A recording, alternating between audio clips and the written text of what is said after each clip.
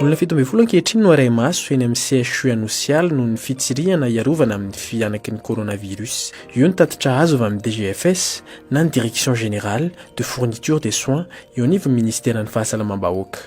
Raha ny fantatra dia olona voatonga tsy ela avy any Chine izy ireto. Hatreto kosa dia mbola tsy nahitana sorotsaretina izy ireo raha ny fanazavana hatrany. Tondra fanazavana mahakasika azy ireo ny Prime Ministre Christian Tsaina io maraina teny Ambohijatovo. Tokony zavatra fantatsika dia zavatra anankiroa efa voalazantsika ombiany. Ny olona izay nanapa-kevitra fa ho tonga eto amintsika, izay entiny reto compagnie aérienne reto dia tsy maintsy apetraka atsika en quarantaine, izany hoe tsy maintsy asitaka atsika aloha mandritra ny 10 andro. Ka raha ohatra ka misy olona asitaka mandritra ny 10 andro dia voalaza ao anatin'ny rindran-damina zany, fa tsisy tokony zavatra mahataitra mahakasika an'izay.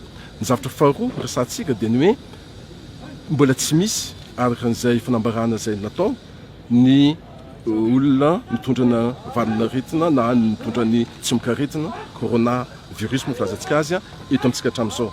Fa tsika dia mbola mandray antanana ary indrindra mandray nandraikitra tsika ny amin'ny fisoroana.